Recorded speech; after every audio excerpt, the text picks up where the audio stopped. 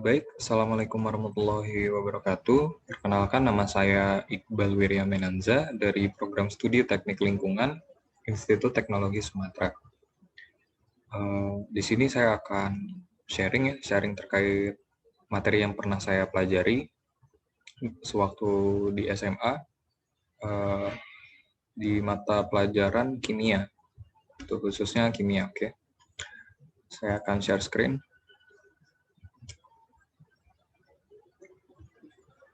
Oke, baik. Kita di sini akan membahas benzena dan turunannya. Oke, benzena dan turunannya. Nah, benzena dan turunannya ini mempunyai beberapa subbab. Yang pertama itu ada struktur senyawanya, ada tata nama senyawanya, ada sifat fisika, sifat kimia, dan kegunaan dari senyawa benzena dan turunannya itu sendiri. Gitu. Terus di sini ada sedikit sejarah ya tentang benzena itu. Kapan sih benzena ini ditemukan gitu? Nah, ternyata yang berhasil mengisolasi benzena itu salah satunya ya Michael Faraday pada tahun 1825 dari residu minyak. Nah, residu itu artinya seperti apa ya? Sisa atau ampas lah, ampasnya gitu. Paham ya, ampas dari minyak tersebut gitu. Nah, di sini ada selanjutnya ada benzena tergolong dalam senyawa aromatik paling sederhana gitu. Nah, aromatik itu apa sih yang kalian tahu? Apakah kira-kira harum atau bau gitu? Nah, ternyata bukan seperti itu ya. Disebut aromatik tuh karena sifat-sifatnya yang istimewa gitu. Seperti ada benzena itu merupakan molekul siklis terkonjugasi dengan rumus kimia C6H6 seperti poin terakhir ini. Nah, terus yang kedua itu ada benzena merupakan molekul yang stabil. Nah, itu kenapa disebut aromatik juga salah satunya. Terus juga ada benzena itu merupakan molekul yang planar gitu, datar heksagonal dan simetris. Jadi benzena tuh simetris. Tahu ya, simetris tuh gimana? Simetris itu dia kayak istilahnya, misal ada persegi panjang ya, persegi panjang nih, misal gini. Nah, ini simetris ya tunjuk saya. Nah, bagian sini itu sejajar ya sama panjang. Nah, itu dan apa namanya? Arahnya juga sama simetris. Nah, gitu. Ini simetris. Terus ada benzena termasuk ke dalam senyawa hidrokarbon, benar. Kenapa hidrokarbon ya? Karena strukturnya ada C dan H. Terus ada rumus molekul benzena itu C6 dan H6. C6H6, sorry. Gitu. Nah, di sini ada ini ya, for your information aja, itu ada jarak ikatan tunggal dalam benzena. Itu mana kursor? Nah, ini. Jarak ikatan tunggal itu yang ini tunggal ya. Nah, ini ikatan rangkap namanya, yang dua ini. Nah, yang tunggal itu 0,147 nanometer. Nah, yang rangkap itu 0,133 nanometer. Nah, tadi kita sebutkan salah satu alasan kenapa disebut aromatik itu karena siklis. Nah, siklis tuh dia berputar, siklis gitu, berputar. Nah, jadi ketika menggambar rumus molekul dari benzenanya itu sendiri, itu bisa dibuat melingkar seperti ini. Karena apa? Karena di sini ini ikatan rangkap itu bisa berpindah-pindah, bukan bisa, sifatnya ya berpindah-pindah. Ini di sini tiba-tiba dia pindahnya di sini, begitu juga seterusnya. Dia nggak bisa mepet ya. Kalau misalkan ini di sini ada, di sininya harus nggak ada gitu. Dia selang-seling gitu. Nah, karena dia perputarannya yang sangat cepat itulah, itu disebut siklis dan bisa digambarkan seperti ini, melingkar seperti itu. Nah, di sini ada, lanjut kita ke tata nama gitu, cara menamakan benzena. Nah, di sini ada benzena monosubstitusi, itu rumusnya C6H5R. tahu lah R ya. R itu rumus apa namanya, metil, etil gitu, dan seterusnya. Nah, di sini contohnya adalah ini ya. Nah, R itu kita coba pakai CH2, CH3. Nah, CH2, CH3 itu apa sih? Etil. Benar banget. Etil benzena. Jadi penamaan di belakang itu harus ada benzenanya. Untuk yang monosubstitusi ya. Nanti yang lainnya juga ada. Nah, jadi etil itu C2, ini kan C-nya ada 2, H-nya 2, H-nya 3, jadi berapa? 5, C2H5. Nah, kalau C2H5 itu etil. Nah, kalau misalkan C1H3, misal CH2-nya ini nggak ada, cuma ini aja yang ada, CH3 aja, berarti apa namanya? Metil. Nah, berarti namanya metil benzena. Gitu. Nah, selanjutnya itu ada benzena, masih benzena monosubstitusi ya.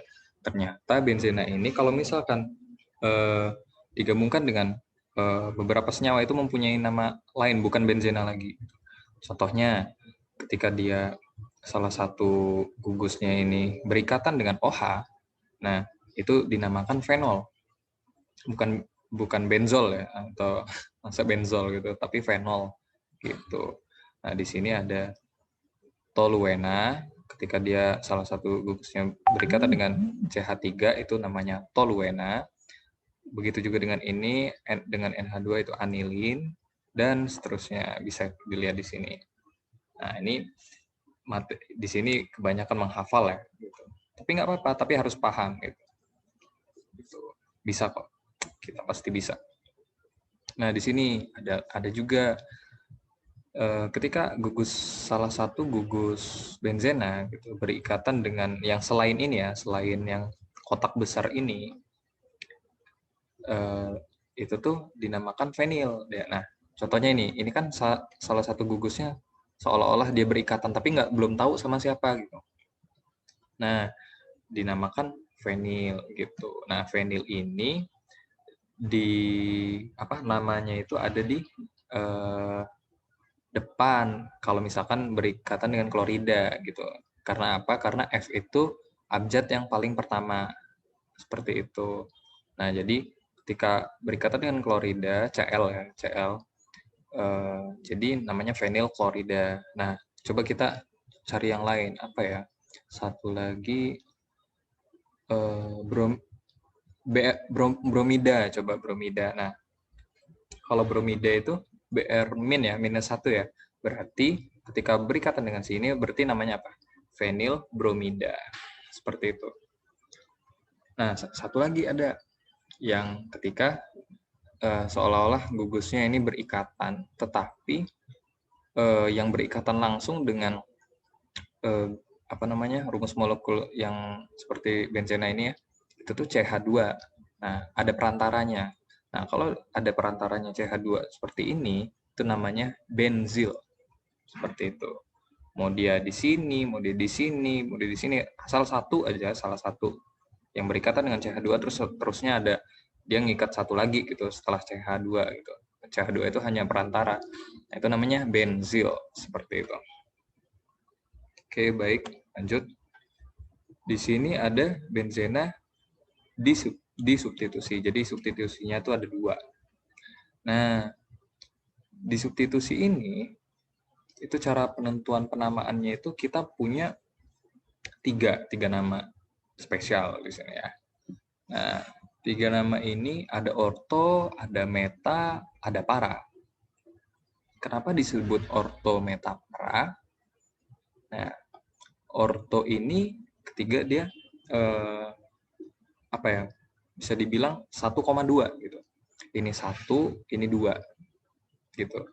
Dia 1 itu diposisikan nomor 1 itu di yang paling pertama di sini. Atau mau dari sini juga boleh. Tapi ya kalau misalkan lebih baik itu kita ngitungnya dari sebelah kiri gitu. Jadi muternya itu searah jarum jam. Oke. Nah, jadi di sini R1 ini sebagai nomor 1-nya, ini 2. Boleh juga nanti ketika misal kita putar sedikit. Nah, putar sedikit itu R1-nya itu sama R2-nya itu pindah. Nggak begini posisinya, tapi R1-nya di sini, R2-nya di sini, ini kosong. Nah, kalau R1 di sini ada R2 di sini, tetap namainnya 1,2 gitu. Begitu juga dengan ini. Kalau misalkan R1-nya pindah ke sini, R2-nya pindah ke sini, ini kosong, ya tetap namanya meta gitu. Karena hanya perbedaan itu tuh cuma diputar saja gitu, 1,3 gitu. Nah, ini juga 1,4 parah. Itu yang pertama, kita tentukan posisinya. Dia termasuk orto, meta atau para.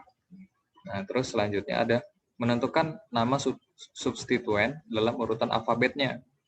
Gitu. Misal alfabetnya tadi ya sesuai kayak yang sebelumnya saya ajarkan. Nah, yang ketiga menambahkan akhiran benzena. Nah, ini untuk yang disubstitusi. Oke, langsung saja ke contohnya. Di sini apa? 1,4 lah ya. Di sini 1, ini 4. Nah, di sini para namanya. Disingkat jadi P. Nah, begitu juga dengan M dan O. Nanti M itu meta, O itu orto. Jadi langsung saja ini P strip bromo. Ini bromida ya. Jadi bromo. Di sini namanya etil. Ya, tadi sudah disebutkan ya. Kenapa disebut etil itu karena C2H5. Etil benzena karena menambahkan akhiran benzena. Gitu. Nah, kalau misalkan nanti apa ya? Yang pertama, misal ini diganti dengan klorida misal. Cl-min di sini. Klorida itu apa sih? K ya kan? Nah, karena K itu setelah atau sebelum E huruf alfabetnya. Setelah kan ya, berarti kan di sini disuruh menentukan nama substituen dalam urutan alfabetnya. Berarti di sini duluan. Berarti etil, klorida, etil, kloro, benzena gitu, sesuai alfabet. Nah, kalau benzena karena walaupun dia B, tapi dia tetap harus di akhiran. Seperti itu. Kalau misalkan kurang jelas, silahkan diulang saja videonya. Nah, di sini ada benzena polisubstitusi. Nah, di sini ada benzena polisubstitusi. Penentuan nama benzena polisubstitusi antara lain. Nah, pertama tuh menyebutkan semua substituen yang terikat beserta nomornya. Gitu. Urutan penomoran substituen sesuai alfabet dan dari angka yang terkecil. Seperti itu. Nah, terus setelahnya menambahkan kata benzena sebagai akhiran. Tetap ya, benzena itu tetap di akhiran. Oke, kita langsung ke contoh. Di sini ada mana? Ini kan nitro ya. N2 itu kan nitro. Berarti nitro itu N awalannya. Di sini klorida itu K. Di sini B, bromida. Nah, berarti yang pertama mana? B ya kan? B, sini bromo, kloro. Nah, di sini nitro benzena. Sorry, tadi ralat ya. Ternyata boleh ngitungnya itu berlawanan arah jarum jam gitu. Di sini 1 bromo, 2 kloro, 4 nitro. Gitu. Nah, 1, 2, 3, 4. Bener ya? Oke. Ini yang pertama, kedua, keempat. Gitu. Kita harus mengurutkan sesuai alfabet dan dari angka yang terkecil. Gitu. Oke, insya Allah paham. Selanjutnya di sini ada sifat fisikanya. Nah, sifat fisika ini ada pada suhu kamar, benzena berwujud cair. Nah, jadi kalau pada suhu kamar itu berapa sih kira-kira? Sekitar 25 derajat Celcius kan ya? Terus tidak berwarna dan mempunyai titik didih 80 derajat Celcius. Itu benzena pada suhu kamar. Nah, dia ini mudah menguap juga. Sifat benzena itu ya, salah satunya juga mudah menguap. Gitu. Uapnya beracun. Nah, kenapa disebut beracun? Karena jika uapnya itu terlalu banyak terserap oleh tubuh, maka akan mengakibatkan terhambatnya pembentukan sel darah merah dan pengurangan sistem kekebalan tubuh. Gitu. Ini untuk informasi. Kenapa disebut uapnya itu beracun? Nah, terus juga benzena ini mudah terbakar sifatnya. Nah, ini bisa dilihat sama teman-teman semua bahwa ini senyawa benzena itu, ini toluena ya, tahu tadi toluena yang berikatan dengan apa? CH3. Etilbenzena, anilen, benzaldehid. Titik lelehnya ada di sini, titik didih, dan kelarutannya seperti apa. Oke. Nah, ini sifat kimianya. Sifat kimia dari benzena dan turunannya. Nah, sifat kimia ini ada ini ya, pKa. Nilai pKa ini kita lihat ya, dari benzena sampai anilin itu nilainya besar pKa-nya. Berarti benzena, toluena, dan anilin itu bersifat basa lemah. Kalau fenol dan asam benzoat nilai pKa-nya kecil, berarti kedua zat ini bersifatnya asam lemah, seperti itu. Nah, itu walaupun pada fenol terdapat gugus hidroksil ya, hidroksi maksudnya OH ini. Nih, fenol itu ada OH, walaupun punya gugus OH, tapi dia itu sifatnya asam lemah, seperti itu. Nah, begitu juga nih di sini alkohol ini fenol. Ini sifat-sifatnya. Alkohol itu larutannya dalam air bersifat netral. Nah, ini bedanya alkohol sama fenol ya. Nah, kalau fenol itu larutannya dalam air itu bersifat asam. Gitu. Nah, ini juga tidak bereaksi dengan NaOH kalau alkohol karena sudah sifatnya basa, alkohol itu basa. Nah, kalau ini kan reaksi dengan NaOH membentuk fenolat gitu. Dan seterusnya. Nah, ini kegunaannya. Ini kegunaan dari senyawa benzena. Senyawa benzena dan turunannya ini dapat digunakan sebagai pelarut gitu. Digunakan juga dalam pembuatan obat, plastik, karet buatan, dan pewarna. Terus juga untuk menaikkan nilai oktan. Tahu ya nilai oktan pada bahan bakar kendaraan? Nilai oktan yang kayak premium, pertalite, pertamax itu ya. Itu kan kisaran kalau nggak salah nih ya, premium itu 88, terus pertalite itu 90, dan pertamax itu 92 nilai oktannya. Nah, untuk menaikkannya itu benzena tuh bisa menaikkan nilai oktannya gitu. Nah, seperti itu teman-teman semua, bisa dibaca ya itu dari tabelnya, benzena itu untuk apa, fenol untuk apa, toluena untuk apa, dan seterusnya nanti turunan yang lainnya bisa teman-teman cari lagi di internet gitu. Karena inilah yang bisa saya sharing-sharing ke teman. Mohon maaf jika banyak kekurangannya. Terima kasih banyak teman-teman semua. Semoga ilmunya bermanfaat dan semoga amal kita diterima di sisi Allah Subhanahu wa taala.